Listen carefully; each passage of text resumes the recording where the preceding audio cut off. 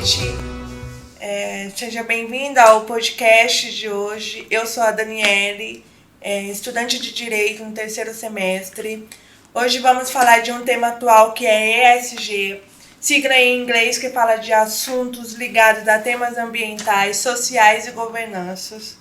Aqui abordaremos o enfoque ambiental e, para isso, convidamos o advogado Dr. Breda. Vou apresentar um pouco o nosso advogado que está aqui conosco. O Dr. Breda é advogado há 50 anos e sempre esteve atualizado quanto às causas ambientais. Antes de entrarmos no nosso assunto, o senhor poderia nos contar um pouco da sua trajetória? Posso sim, muito obrigado, boa noite.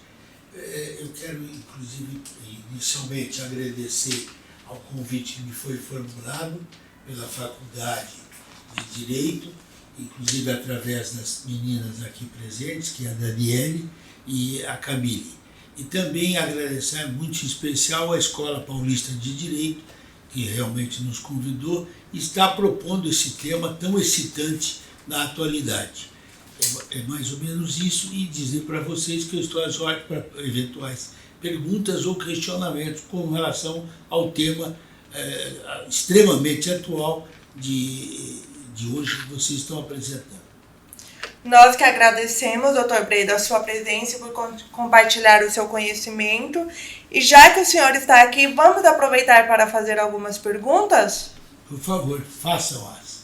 Boa noite, meu nome é Camille, eu sou aluna do terceiro semestre da Faculdade de Direito. E boa noite, doutor. Eu gostaria de fazer algumas perguntas, mas primeiro, conta um pouquinho da sua trajetória. Sim, vou contar um pouquinho da minha vida, né? Não posso contar muito, mas vamos lá. Primeiro eu fui formado no interior, eu sou de escola pública, no interior de São Paulo, cidade de Mirandópolis, onde vivi e fui criado até os 14 anos. Depois dessa altura eu vim para São Paulo, onde fui fazer curso de Direito, aqui na Faculdade Paulista de Direito, que é a mais conhecida como PUC de São Paulo. Aqui concluí o meu curso de mestrado, de bacharelado. Depois, por volta de 68, 69, eu fiz política estudantil, onde fui presidente do 22 de agosto, que é o grande título que eu tenho hoje e do qual eu me orgulho muito.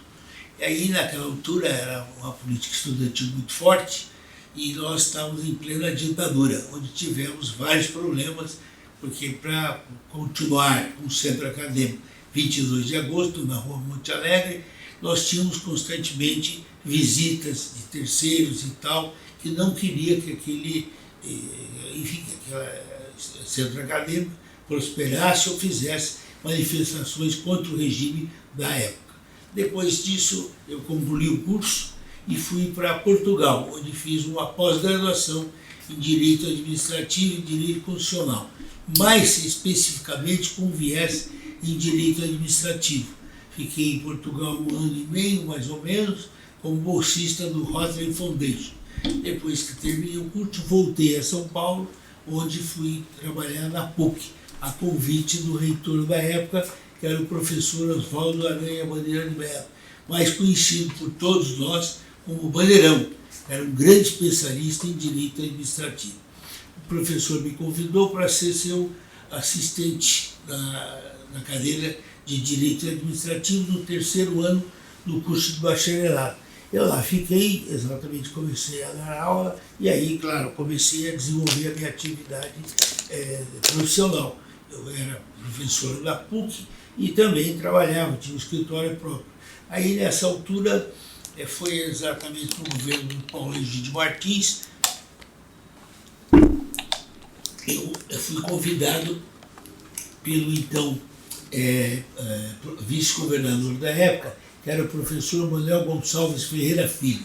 Ele convidou-me para ser chefe de gabinete da Secretaria de Relações do Trabalho, recém-criada pelo governador da época, que era o Paulo Egídio Martins. Então, eu jovem, com 26 para 27 anos, fui querer desenvolver a tarefa de ser chefe de gabinete.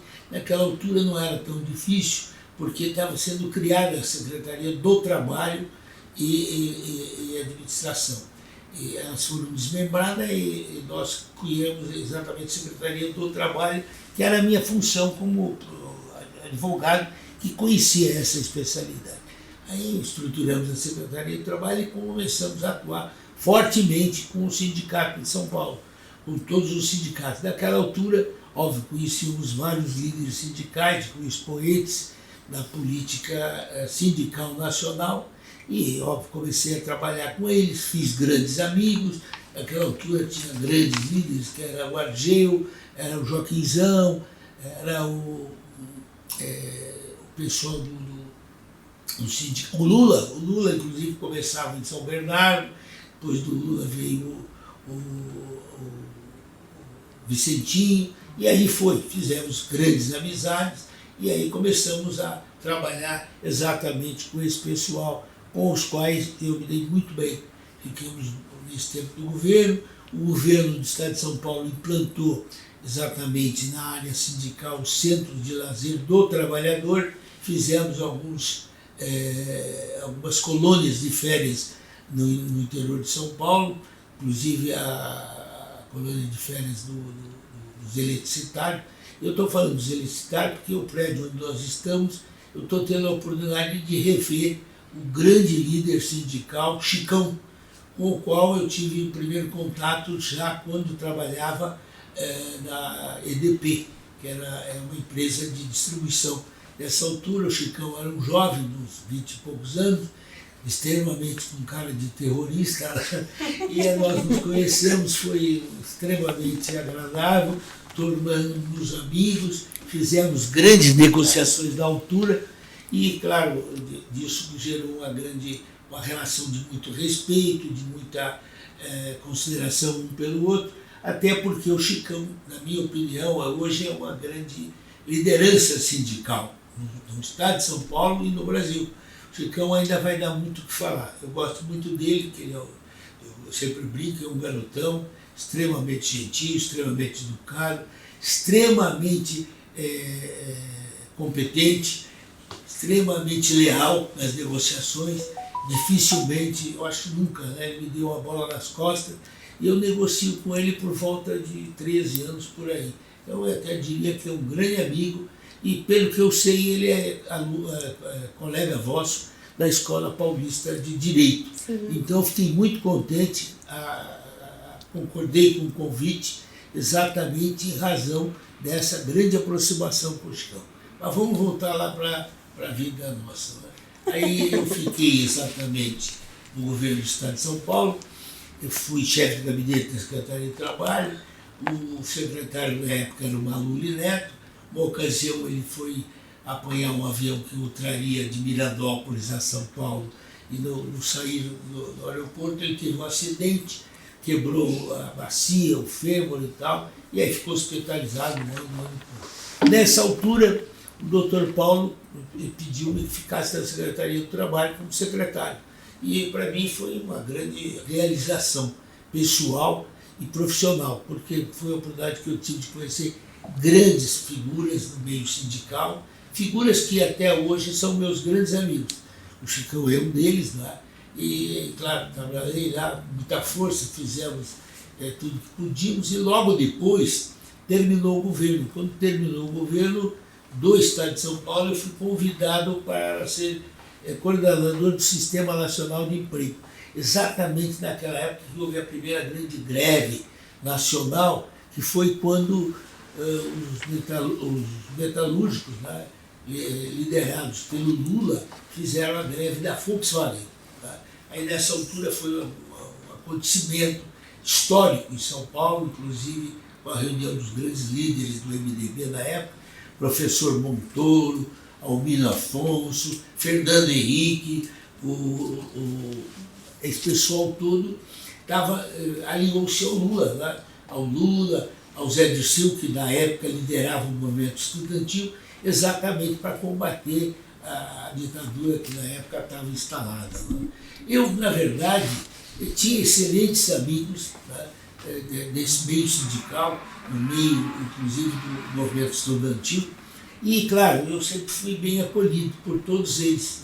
Na época tinha o MR8, tinha o pessoal do Marighella, tinha o pessoal do Lamarca, tinha o pessoal da Aliança, né? AP, e a gente ficou amigo desse povo todo. E, consequentemente, logo em seguida acaba a Revolução. E aí eu, evidentemente, tornei advogado, continuei advogando, e fui muito chamado por esse pessoal para fazer negociações, porque eu sempre gostei de fazer negociações com esse pessoal, até porque me dava a oportunidade de fazer um trabalho humano. Eu sou bem humanista, né? Eu me classifico como humanista. Eu acho que eu sou humanista e que ninguém pode dizer o contrário, que eu sempre trabalhei no sentido de ter grandes relacionamentos, ter muito respeito para com os nossos interlocutores, principalmente o pessoal da área sindical, que eu acho que são verdadeiros guerreiros, valentes, porque não é fácil você brigar pelos direitos, fazer valer direitos numa sociedade capitalista, que é bem ou mal nós estamos numa sociedade capitalista. E o capitalismo não é brincadeira, o capitalismo é forte, realmente. E ele faz todas as suas ações no sentido de privilegiar os pilares do capitalismo. E óbvio, a gente tem que fazer um capitalismo, se é que a gente é ou não é, fazer um capitalismo humanista, que é isso que eu tentei fazer a vida toda. E consegui, porque hoje eu estou aí com 70 e tal anos, não vou falar a verdade quanto eu tenho, não é o caso, mas eu consegui fazer muitas coisas, implementar muitos direitos, muitas valorizações de temas sindicais, muitos valores e temas relacionados à classe trabalhadora, e hoje até eu continuo nessa área, aí, trabalhando fortemente com esse pessoal dessa época, e claro, nós ficamos muito tempo com esse pessoal. Hoje eu tenho um escritório de advocacia que praticamente deveria ficar em casa, né? Cuidando de um neto menorzinho que eu tenho, que é o Pedro. Mas eu gosto de fazer isso. E sou instigado toda hora. O Chicão mesmo é um instigador constante. Hoje ele é o presidente do Sindicato dos Eletricitários de São Paulo, presidente da FENAPEMA e um grande valor da classe sindical. Inegavelmente. Eu tenho muito respeito por ele, muito carinho, e acho que eu brinco. Eu falo para os parceiros dele aí do sindicato, esse menino vai longe, grudem nele, não, mas é isso que eu acho que pode ocorrer. É mais ou menos isso, e hoje eu continuo nessa área fazendo negociações sindicais, negociações de acordos coletivos, negociações de conflitos de determinadas coisas que ocorrem ainda no mundo sindical, mas com uma diferença. Hoje eu tenho os olhos voltados para o novo humanismo. O que seria isso? Novo humanismo. O novo humanismo é exatamente o acolhimento de uma sustentabilidade que permita o nosso país, o nosso mundo andar corretamente, respeitando os direitos de todos lá, dando uma equidade de direitos e valores, e dando também uma possibilidade de sustentabilidade dessa situação. Isso, para mim, hoje é novo. Porque nós, quer queira, quer não, nós hoje estamos num mundo bem diferente e um mundo bastante instigativo. Ou nós tomemos posições para A, ou para B, ou para C, ou para D, ou nós vamos ter problemas. Eu acho que o caminho é esse tal novo humanismo, que eu gosto muito. E isso até quem trouxe para o Brasil foi um grande amigo nosso, que é, na verdade, o porta-voz da ONU hoje nesses temas de sustentabilidade e direitos que possa vir para o ser humano. É mais ou menos isso a nossa história. Bom, doutor, eu gostaria de fazer algumas perguntas sobre o nosso tema aqui, que é políticas ambientais no meio corporativo. O que o senhor entende delas e quais os benefícios que trazem? Veja, como eu dizia anteriormente, não vou ficar com palavras muito enfeitadas para que vocês entendam melhor. É importante hoje a sustentabilidade do planeta. O Brasil, inegavelmente, é a potência hoje mundial que mais chance tem de liderar esse movimento do novo humanismo, porque ele tem todas as condições climáticas, territoriais e outras mais, tá? Para poder ser um grande líder. E é preciso que se faça isso. E o que a gente observa é que é o tal do apontamento do tema ESG é o tema do momento e que todas as corporações querem aplicar. Claro que nós temos grandes corporações que querem ter isso presente porque isso trará valorização, trará respeito, trará sustentabilidade, trará credibilidade no mercado mundial.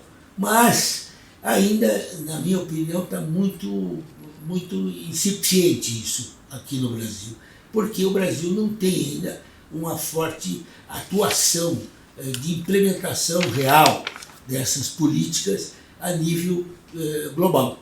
O Brasil, a nível global e a nível, vamos dizer, interno, do Brasil mesmo. Porque você vê que hoje fala-se muito no clima, em situações da Amazônia, situações de Mato Grosso do Sul, situações do Mato Grosso, situações do Cerrado, situações do Pantanal e vários ícones da natureza nós, na verdade, temos no Brasil. Porém, quer dizer, nós não temos a possibilidade de dar condições a que isso tudo se implemente através da sustentabilidade, através do disciplinamento, regras e normas dessas condutas. Ainda acho que está muito fraco. E o Chicão até, aproveitando que eu estou aqui falando do Chicão, ele até recentemente fez um artigo na Folha de São Paulo, metendo o pau nesse ESG. E quando ele fala isso, ele fala com razão, com propriedade, porque ele diz que isso, na verdade, ainda não está implantado em total para a classe trabalhadora. Está muito aquém daquilo que deveria ser e que deverá ser. Ele, inclusive, tem feito comentários, e não só ele, vários líderes sindicais, vários líderes da política brasileira, que têm boas intenções, que querem realmente realizar coisas e querem dar sustentabilidade e querem, na verdade, que o Brasil seja uma grande liderança mundial. E o Brasil tem toda a chance de ser, para você ter ideia. O Brasil deve ser o 5º país do mundo em extensão territorial, deve ser a 5ª ou 4ª, a 5ª ou 6ª economia do mundo. O Brasil é talvez o país que tem o maiores matas que existe de sustentabilidade do clima. O Brasil tem água doce, talvez o primeiro país do mundo em concentração de água doce. Sim. E poderia realmente fazer um trabalho excepcional, inclusive, para você ter uma ideia, o Brasil, se não me engano, o Brasil deve ter 300 etnias de índios, né? Quando, na verdade, a China tem 50 etnias só, que a China é muito maior populacional do que o Brasil. E o que nós vemos e temos visto é esse horror que tem sido o tratamento dos nossos indígenas, né? Vê agora essa crise dos Yanomami, a invasão das terras que seriam deles, a não possibilidade de dar essas terras para que eles as cultivem e mantenham a sustentabilidade dos produtos que possa vir da terra e outras coisas mais. É mais ou menos isso. E eu acho que hoje o Brasil queria muito e está havendo muitos movimentos no sentido de alcançarmos essa implementação do regime ambiental bem eficiente, bem moderno nas corporações brasileiras. Mas por hora até concordo com o Chicão no artigo dele, porque ele fala que só as grandes corporações colocaram isso como preocupação do seu projeto de trabalho. E as pequenas outras nem existem sequer. Né? Mas isso hoje você vê em grandes corporações realmente preocupadas. Uma que a gente fala muito é a Natura. Né? A gente tem um exemplo, eu estou dando um exemplo, assim que eu estou lembrando. Né? A Natura tem realmente uma sustentabilidade significativa e é uma referência. Nós temos uma ministra do meio ambiente nossa que é uma referência no assunto no mundo. É uma autoridade mundial a respeito de bem-estar com relação ao clima. E tem brigado muito com poderosos nesse sentido. É mais ou menos isso que eu penso. E, doutor, falando nesse âmbito nacional, quanto aos acidentes ambientais, tivemos algum caso marcante no Brasil? Tivemos. Nós tivemos o problema. Começou com o Sérgio de Goiânia. Foi um negócio horroroso. Depois veio o problema de Brumadinho. Depois veio o problema no Mato Grosso. Se lembra dos grandes incêndios, né, que houveram no Mato Grosso? Muito sério. Depois houve, Brumadinho, eu já falei.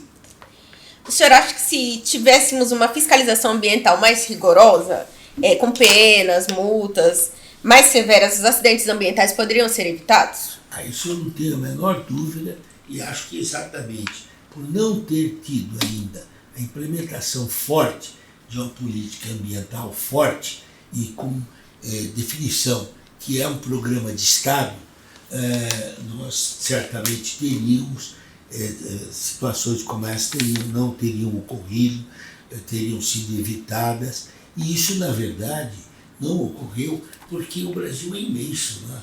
O Brasil, como eu disse há pouco, é a quinta nação de maior território no mundo. Então você imagina quanto teria que ter de pessoal para fiscalizar as nossas fronteiras, os nossos rios, essas etnias indígenas que existem e muito mais. Mas na verdade não existe, ainda está muito incipiente, embora a gente tenha visto ações fortes da ministra do Meio Ambiente. Inegavelmente é uma figura ímpar, na minha opinião, no mundo, que pode ser considerada e ter respeito para brigar pela implementação de políticas de meio ambiente. Mas também hoje vê-se que muitas corporações também estão preocupadas, porque isso, na verdade, é o seguinte: se não tiver sustentabilidade, onde é que nós vamos chegar? A Terra, o mundo, poderá deixar de existir. Os números que a mídia internacional, a mídia isso, a mídia aquilo, que traz para nós de conhecimento, é terrível, são terríveis os números. Né? É terrível a poluição que existe na China, terrível a poluição que existe nos Estados Unidos, que são duas grandes potências mundiais e econômicas que não se preocuparam ainda com o problema, estão ainda pensando, nós vamos arrumar, até 2050 vai chegar a nível zero. Não acredito que se não houver uma política forte, principalmente no Brasil, uma política forte de combate exatamente a esses acontecimentos, inclusive nas relações de trabalho, nas relações institucionais, eu não acredito que nós vamos ter grande progresso com o direito ambiental. Ele está aí, fala-se muito, mas tem pouquíssimas ações. Eu acho que hoje é bonito falar que eu defendo o meio ambiente, você é advogado de direito ambiental, mas eu não tenho visto grandes ações positivas e concretas nesse sentido. Eu até diria que está muito fraco ainda esses movimentos, muito fraco com relação à possibilidade de uma implementação a médio e longo prazo de política ambiental no Brasil. Doutor, e no momento atual, o senhor identifica um líder no assunto? Aqui no Brasil? Sim. Olha, por incrível que pareça, o Brasil é um país privilegiadíssimo mesmo. Por quê? Nós temos no Brasil uma figura quase que mundial. Eu vou falar isso porque eu conheço de perto, tá?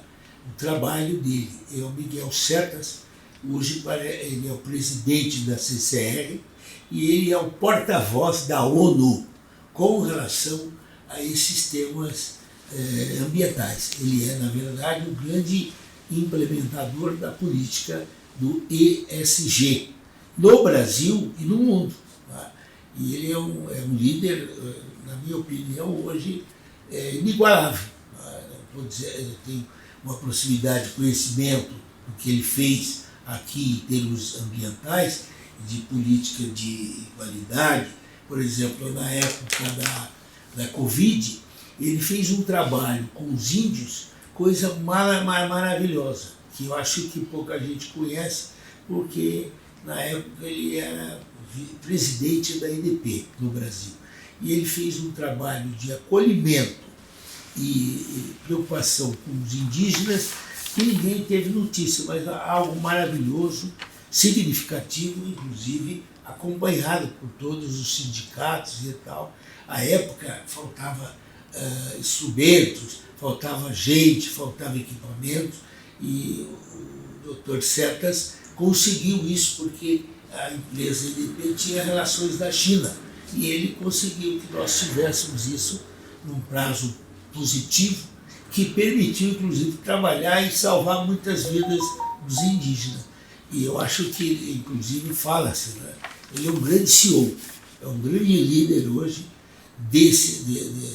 da ESG e grande líder também empresarial. E na empresa na qual ele está agora, ele tem feito políticas desse sentido, com muita força. De forma que eu não só o admiro, como acompanho o que ele tem feito e como estou do lado, estou perfilado aí para fazer as coisas boas que possa vir dessa política. Que legal, doutor Mu. Eu gostaria de agradecer pelo senhor ter aceito o nosso convite, né, Daniele? Muito obrigada.